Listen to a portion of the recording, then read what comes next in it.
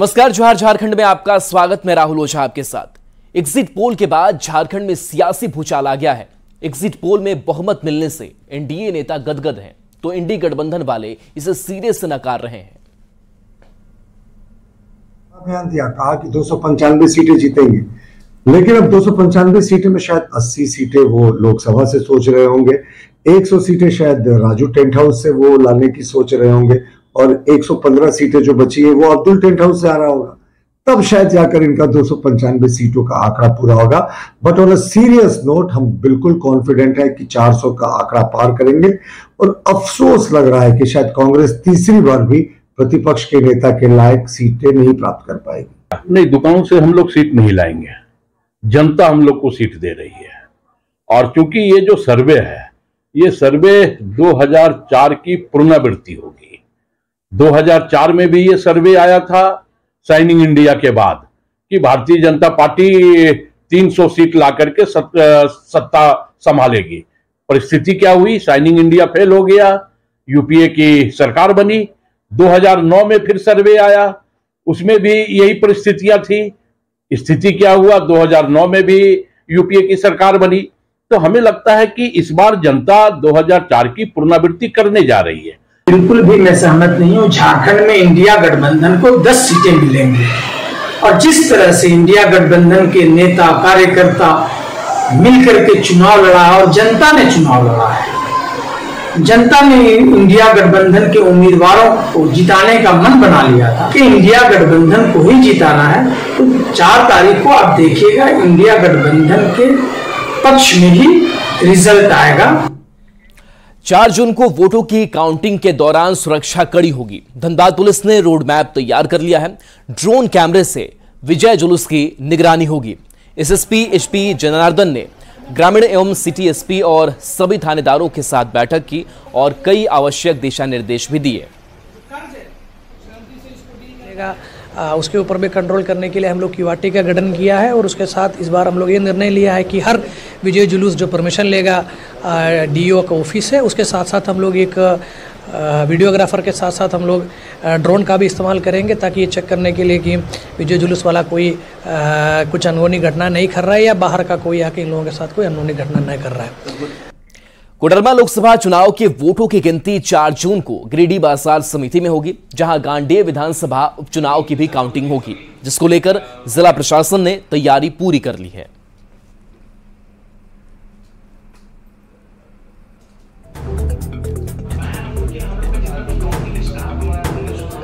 सुरक्षा के मानकों को पूर्व से ध्यान में रखा गया है। डेली मेरा एज डीओ एंड आरओ और एसपी साहब का विजिट होता है वहाँ के सुपरविज़न के लिए। और हम लोगों ने आज जो भी हमारे कैंडिडेट्स हैं 5 कोडरमा पार्लियामेंट्री कंस्टिट्यूंसी के और 31 गांडे बाई इलेक्शन के, वो संबंधित आरओज मतलब मेरे और डीएसओ के द्वारा ब्रीफिंग कर दी गई है।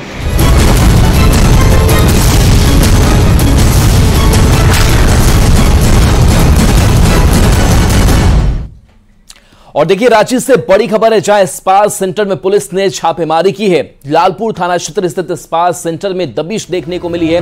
6 लड़के और 8 लड़कियों को हिरासत में लिया गया है। कुछ विदेशी लड़कियों के भी होने की सूचना है। इस्पात सेंटर की आड़ में देह व्यापार का धंधा चल रहा था। तो रांची से ये बड़ी खबर बता रहे हैं, जहां लालपुर थाना क्षेत्र स्थित इस्पात सेंटर में दबिश देखने को मिली है और यहां से 6 लड़के और 8 लड़कियों को हिरासत में लिया गया है, जिसमें कुछ विदेशी लड़कियों के भी होने की खबर है। इस्पात सेंटर की आड़ में यहां पर देह व्यापार का धंधा चल रहा था।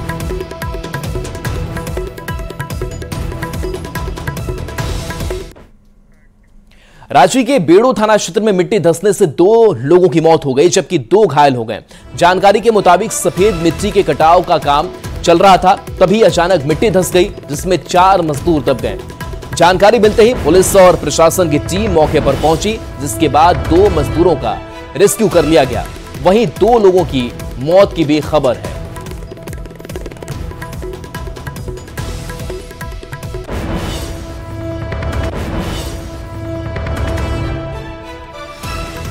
तो रांची से खबर, जहां मिट्टी धंसने से बड़ा हादसा हो गया है, जिसकी तस्वीर आपको दिखा रहे हैं। 2 लोगों की मौत इस हादसे में हुई है, वहीं 2 घायल भी हैं। जिनको इलाज के लिए अस्पताल में भर्ती कराया गया है। बताया जा रहा है कि मिट्टी कटाव का काम चल रहा था और उसी दौरान यह हादसा हुआ। अचानक मिट्टी धंसी और मजदूर जो हैं वो दब गए। 2 की मौत हो गई है। सरायकेला के गम्हरिया औद्योगिक क्षेत्र के क्रॉस कंपनी में भीषण गर्मी की वजह से मजदूर और सुरक्षा गार्ड की मौत हो गई। बताया जा रहा है कि गर्मी की वजह से ड्यूटी के दौरान दोनों की तबीयत बिगड़ने लगी थी, जिसके बाद दोनों को टीएमएच अस्पताल में भर्ती कराया गया, जहां डॉक्टर ने बताया कि दोनों की ब्रेन स्ट्रोक से मौत हो गई। परिजनों ने मुआवजे के तौर पर कंपनी से 1 साल की सैलरी, एक अस्थायी नौकरी और 25 लाख रुपए मुआवजे के साथ बच्चों के शिक्षा का खर्च उठाने की मांग की है। हुए हैं कंपनी के अंदर में। आज इसी विषय में मैनेजमेंट के साथ हमारा वार्ता सफल रहा। कंपनी की तरफ से ये कहा जा रहा है कि हम 1 साल का पेमेंट देंगे और 1 साल के बाद नौकरी देंगे, लेकिन मृतक परिवार का कहना है कि नहीं, हमें 25 लाख रुपया मुआवजा चाहिए और हमारे बच्चों को पढ़ाई लिखाई के बारे में अभी तक बात कुछ बता नहीं। सिमडेगा में लव जिहाद का सनसनीखेज मामला सामने आया है, जहां रकीब अंसारी नाम के युवक पर नाबालिग लड़की का अपहरण और दुष्कर्म करने का आरोप लगा है। मामला बानो थाना क्षेत्र का है। पुलिस ने आरोपी को गिरफ्तार कर जेल भेज दिया है और मामले की जांच जारी है।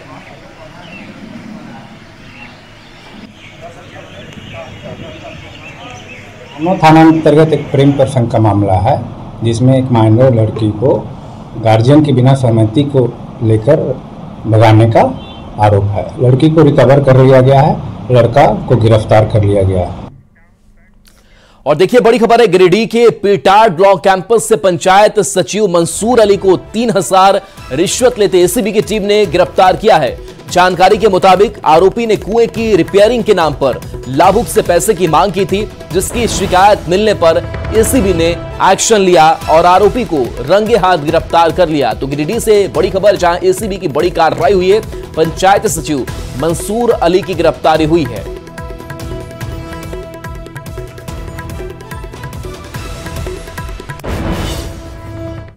हजारीबाग के बड़का गांव के पांडू गांव में महिला के साथ मारपीट का मामला सामने आया है। एनटीपीसी की कोयला खनन का काम कर रही बीजीआर कंपनी के अधिकारियों ने विस्थापन की समस्या को लेकर महिला के साथ मारपीट की और घर भी तोड़ दिया। इसको लेकर बीजेपी उम्मीदवार मनीष जायसवाल ने पीड़ित महिला से मुलाकात की। मनीष जायसवाल ने कहा कि महिला के साथ मानवाधिकार का हनन हुआ है, इसकी शिकायत मानवाधिकार आयोग से की जाएगी। निकाल दिया है, बेघर कर दिया है, मारपीट भी कर दिया है, बेटों के हमरो सबके कर दिया। पति था लिखने गया था बेटा को परीक्षा, बेटी को, और मार घाना से मार के मार गुप्ता कह रहा है, मारो इसको मारो। ये राज्य सरकार का विषय है, लॉ एंड ऑर्डर, और ये पूर्णतः राज्य सरकार का विषय है।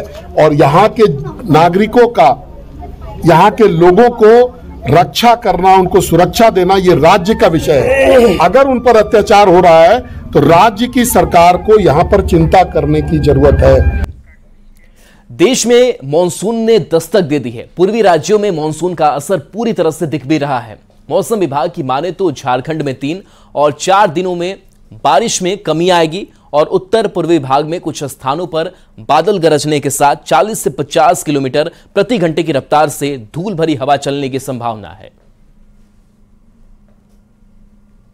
झारखंड में आने वाले दिनों में मौसम कैसा रहेगा, और 3 और 4 तारीख में थोड़ी सी बारिश में कमी आएगी और उत्तर पूर्वी इलाकों में ही, संथाल परगना में ही आपको कहीं कहीं पे गर्जन के साथ हल्की से मध्यम दर्जे की बारिश देखने को मिल सकती है। और कल से बात की जाए तो सिर्फ गढ़वा पलामू में ही आपको उस लहर जैसी स्थिति देखने को मिलेगी। चतरा लातेहार में थोड़ा पारा 40 के ऊपर में देखने को मिलेगा। कोडरमा के मरगच्चो प्रखंड में तेज आंधी पानी में लाखों की लागत से बन रहा जल मीनार धराशायी हो गया। बता दें कि जल मीनार का निर्माण जल जीवन मिशन के तहत मेघा जलापूर्ति योजना के तहत कराया जा रहा था। ग्रामीणों ने बताया कि इसमें घटिया सामग्री का इस्तेमाल किया गया, जिसके कारण जल मीनार आंधी में गिर गया।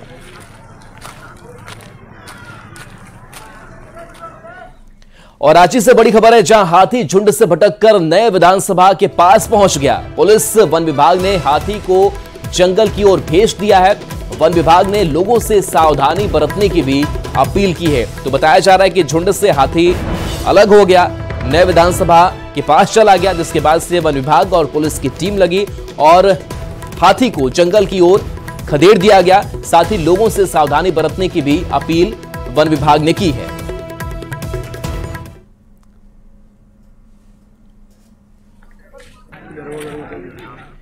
गुमला के भरनो प्रखंड क्षेत्र में हाथी का उत्पात थमने का नाम ही नहीं ले रहा है। ताजा मामला मरासीली पंचायत के कुसुम्बाहा गांव का है। हाथी ने किसान के घर को निशाना बनाया है और 2 क्विंटल गेहूं को भी चट कर गए।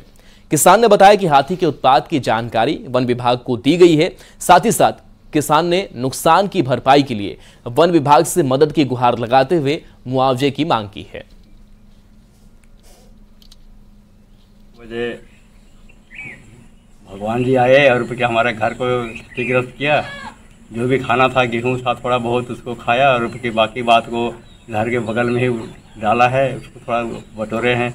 हम बहुत गरीब आदमी हैं सर, हमको पीएम आवास मिला था, इसी तरह से घर बनाए थे। अभी तो हमको रहने के लिए बहुत दिक्कत हो रहा है। भीषण गर्मी को देखते हुए बिजली विभाग ने एक नया आदेश जारी कर दिया है। अब फ्यूज कॉल के लिए समय निर्धारित कर दिया गया है। फ्यूज कॉल के निर्धारित समय पर ही अब शटडाउन दिया जाएगा। जो शिफ्टिंग का काम चल रहा था उसे फिलहाल बंद कर दिया गया है। कर दिया गया है जो सुबह 8 से 9, शाम को 4 से 5 और रात को 10 से 11 निर्धारित किया गया है। बीच में अगर किन्हीं उपभोक्ता जनों का फ्यूज कॉल आता है उन्हें वेट करना होगा ताकि आम उपभोक्ताओं को परेशानी न हो। गढ़वा व्यवहार न्यायालय में चलंत लोक अदालत की शुरुआत की गई, जिसका उद्घाटन जिला जज, डीसी और एसपी ने संयुक्त रूप से किया है। चलंत लोक अदालत में जो 1 जून से लेकर 21 जून तक जिले के हर प्रखंड और पंचायत के लंबित मामलों की सुनवाई की जाएगी। उद्घाटन के मौके पर जिला जज ने बताया कि विवादित मामलों में संबंधित लोगों को निःशुल्क विधिक सेवा उपलब्ध कराना, सभी को कानूनी जानकारी देना इस चलंत लोक अदालत का मुख्य उद्देश्य है।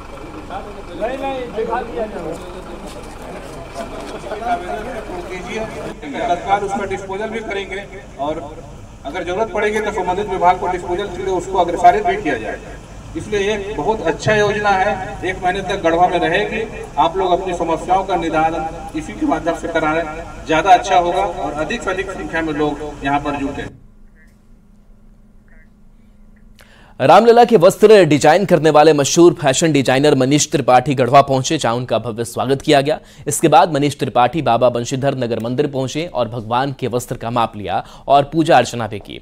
फैशन डिजाइनर मनीष त्रिपाठी ने रामलला के भी वस्त्र डिजाइन किए थे और अब विश्व प्रसिद्ध बाबा बंशीधर भगवान के वस्त्र डिजाइन कर रहे हैं। मैं आपको सौभाग्यशाली महसूस कर रहा हूँ कि प्रभु श्री राम के पश्चात आज खुद बंशीधर भगवान के पोशाक बनाने का और उनको डिजाइन करने का सौभाग्य मिलेगा और जो आज प्राप्त भी हुआ। देवघर आने वाले श्रद्धालुओं को बड़ी सौगात मिली है। देवघर हवाई अड्डे से अब बेंगलुरु के लिए भी उड़ानें शुरू हो गई हैं। यानी जिन यात्रियों को पहले देवघर आने में करीब 1 दिन का समय लग जाता था, वो अब सिर्फ 2.5 घंटे में ही देवघर पहुंच जाएंगे। ज्यादा जानकारी दे रहे हैं न्यूज 18 संवाददाता मनीष दुबे। हम आपको ही ढूंढ रहे थे, हमको लगा तो आप लोग चले गए क्या? 2 hours 20 minutes बहुत ज़्यादा लग रहा है। मतलब पहले 10 घंटे लग जाते थे आने में, 7-8 घंटे 10 घंटे, अब 2 घंटे 2.5 घंटे में हम लोग पहुंच जा रहे हैं। This is the best thing that can happen to Deoghar. धर्म अध्यात्म की नगरी देवघर अब सीधे दक्षिण भारत से जुड़ चुका है। जी हाँ, आज से देवघर से बेंगलोर और बेंगलोर से देवघर के लिए सीधी उड़ानें शुरू कर दी गई है। आज देवघर में बेंगलोर से उड़ान भरकर 10:05 में उड़ान भरकर फ्लाइट जो है देवघर पहुंची है और उसके बाद यहां पर यात्री लैंड किए हैं और यहां से फिर देवघर से उड़ान भरकर बेंगलोर के लिए जाएगी। आप इस वक्त की तस्वीरें देख सकते हैं। यहां पर जो यात्री हैं बेंगलोर से यहां देवघर पहुंचे हुए हैं। काफ़ी उत्साह सभी में दिख रहा है। सभी लोग जो है उत्साहित है कि देवघर अब सीधे बेंगलोर साउथ से जुड़ चुका है। कि आज वोटिंग डे भी है, पोलिंग डे है, इसको लेकर भी काफ़ी लोग जो हैं सिर्फ और सिर्फ वोट देने के लिए भी देवघर पहुंच रहे हैं। वैसे श्रद्धालु जो बाबा धाम पूजा करने के लिए आना चाहते थे साउथ से, जिन्हें काफ़ी दिक्कत का सामना करना पड़ता था, जो काफ़ी समय में यहाँ पे पहुँचते थे, अब वो महज 2 घंटे में देवघर पहुँच पाएंगे। मनीष दुबे, न्यूज़ 18 देवघर। सिमडेगा में सदर अस्पताल की बड़ी लापरवाही सामने आई है। अस्पताल परिसर के अंदर ही खुले में मेडिकल वेस्ट, लेबर रूम के वेस्ट को फेंककर जलाया जा रहा है, जिससे मरीजों को परेशानी हो रही है। धुआं निकलने से आसपास के रहने वालों को भी सांस लेने में दिक्कतों का सामना करना पड़ रहा है।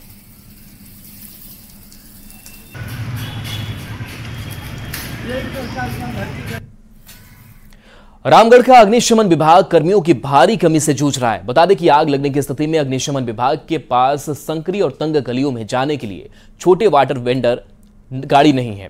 ऐसे में संकरी गलियों में आग लगने की स्थिति में रामगढ़ अग्निशमन विभाग सही से काम नहीं कर पाता है। देखिए न्यूज 18 संवाददाता जावेद खान की ये रिपोर्ट। रामगढ़ अग्निशमन विभाग में आप हमारे पीछे देख सकते हैं, यहाँ पर कई गाड़ियां हैं जो आग बुझाने के काम में लगी होती हैं, लेकिन यहाँ संसाधनों की कमी है। 3 अग्निशमन गाड़ियां हैं जिसमें मात्र 8 कर्मचारी हैं, जिससे आग पर काबू पाने में काफ़ी परेशानी होती है। कई बार विभाग को लिखा गया है यहाँ पर गाड़ियों की संख्या बढ़ाने के लिए और कर्मियों की संख्या बढ़ाने के लिए। यहाँ पर हम बात करेंगे। बताइए, आपके पास संसाधन की कमी है? जी हाँ, संसाधन में मैन पावर की कमी है और इसका प्रक्रिया भी हम मांग किया गया है, बाकी अभी तक अवेलेबल नहीं हुआ है। यहाँ रामगढ़ जिला में बहुत सा ऐसा रोड है जहाँ वाटर टेंडर जाने से दिक्कत होता है, बहुत कठिनाइयों का सामना करना पड़ता है। इसलिए हम वो मिनी वैक्स वाटर टेंडर छोटा जीप मांग किया गया था, जो अवेलेबल अभी तक नहीं हुआ है। अभी आपके पास कितनी गाड़ियां फायर गाड़ी? मेरे पास 2 वाटर टेंडर है, 1 वाटर मौजर है। अच्छा, 2 वाटर टेंडर है, 1 वाटर मौजर है। हाँ। और आप मिनी मैक्स वाटर टेंडर की मांग कर रहे हैं? जी। और कर्मी कितने आपके पास हैं? कर्मी मात्र 3 फायरमैन हैं और 4 प्रधान अग्नि चालक हैं और 1 सब ऑफिसर है प्रभारी जो प्रेजेंट में। कुल 8 हैं। 8 हैं। तो आपको बताना चाहेंगे, गर्मियों में अमूमन आग लगती है। ऐसे में अगर मिनी मैक्स वाटर टेंडर इन्हें मिल जाए और कर्मियों की संख्या बढ़ा दी जाए तो अच्छे ढंग से अग्निशमन विभाग जो है रामगढ़ जिले में काम कर सकेगा। हालांकि सीमित संसाधनों के बावजूद अग्निशमन विभाग जो है आग पर काबू पाने का लगातार प्रयास कर रहा है और लोगों से अपील भी करते हैं कि आग से बचाव के लिए जो आपको दिशा निर्देश दिए जाते हैं उसका पालन करना भी जरूरी है। जावेद खान, न्यूज 18 रामगढ़। जमशेदपुर में एक बार फिर से चोरों का आतंक देखने को मिला है। शहर के सबसे बड़े हाउसिंग सोसाइटी में चोरों ने एक बड़ी चोरी की घटना को अंजाम दिया है। चोरी की वारदात सीसीटीवी कैमरे में कैद हो गई है। चोरों ने बिरसा नगर थाना क्षेत्र के विजया गार्डन के 2 घर से लाखों के सामान पर हाथ साफ किया है। पुलिस मौके पर पहुंचकर पूरे मामले की छानबीन करने में जुट गई है। फील करते थे कि बहुत सेफ है, बट आज जो सुबह हुआ उसके बाद तो लग रहा है कि बहुत अनसेफ है। थोड़ा सिक्योरिटी सर्विसेज बहुत ज़्यादा स्ट्रिक्ट होनी चाहिए ताकि ऐसा ना हो, क्योंकि जिन्होंने भी आके चोरी की है उन्होंने शायद 2-3 दिन से वो गाइड कर रहे थे, तो आई थिंक उनको आइडिया मिल गया था। और जो अनवांटेड पीपल है, जो बाहर से आते हैं लोग विजय गार्डन के अंदर, उनके ऊपर भी थोड़ा नज़र रखना बहुत ज़रूरी है। ये घर हमारे छोटे भाई साहब का है, नाम श्याम सुंदर पांडे जी। वो मरीन में शिपिंग में काम करते हैं। यहाँ हम लोग करीब 7-8 साल से रिसाइड कर रहे हैं। 29 तारीख को रात में जलियांवाला बाग ट्रेन से वो रामलला जी का दर्शन करने के लिए अयोध्या जी गए थे। तो दरवाज़ा वगैरह सब चीज़ लॉक है और वो एक नौकरानी आती है जो दोपहर में पानी डालने के लिए आती है। तो कल भी आई थी वो, आज जब आती है वो 10:30 पौने 11 बजे तो पानी डालने के लिए, तो देखती है कि दरवाज़ा ऐसा हल्का खुला हुआ है। गिरिडीह के नगर थाना क्षेत्र के मुक्तपुर स्थित पंच मंदिर में चोरों ने चोरी की घटना को अंजाम दिया है। चोरों ने धावा बोलकर बर्तन, बाल गोपाल, भगवान शिव के ऊपर लगे नाग और मंदिर निर्माण के लिए आया हुआ ढेर सारा लोहे का रिंग चुरा ले गए। घटना के बाद मंदिर कमेटी ने पुलिस में शिकायत दर्ज की है। पुलिस सीसीटीवी की मदद से चोरों की तलाश में जुट गई है। खबर धनबाद से, जहां बागमारा थाना क्षेत्र के एक प्राइवेट कंपनी के परिसर में 22 साल के कर्मी का शव बाथरूम में फंदे से झूलते हुए मिला। शव को देखते ही दूसरे कर्मियों में हड़कंप मच गया। मौके पर पहुंची पुलिस ने बाथरूम का दरवाजा तोड़कर शव को फंदे से उतारकर कब्जे में ले लिया। मृतक के परिवार वालों का कहना है कि हम निष्पक्ष जांच की मांग करते हैं। पुलिस पूरे मामले की जांच में जुट गई है। रोहित कुमार राजौर, कहाँ के रहने वाले? घर UP Ghazipur, MPL Ambe private. क्या सुन रहे हैं? घटना क्या हुआ? सुबह फोन आया था थाना से, तो वही बोले कि आपके दोस्त की मृत्यु हो गई है। अभी तो मैं हाल फिलहाल आया तो देख रहे हैं कि यहाँ छुपाए हुए हैं। क्या जानकारी कुछ हुआ? जानकारी फांसी लगाए हुए हैं और क्या, अभी तो कुछ ऐसा हाल फिलहाल हमको पता नहीं है। क्या लग रहा है, सुसाइड है या कुछ और लग रहा है? अब वो पूरा छानबीन के बाद ही मालूम पड़ेगा क्या है नहीं है, अभी कैसे हाल फिलहाल में। और एक नजर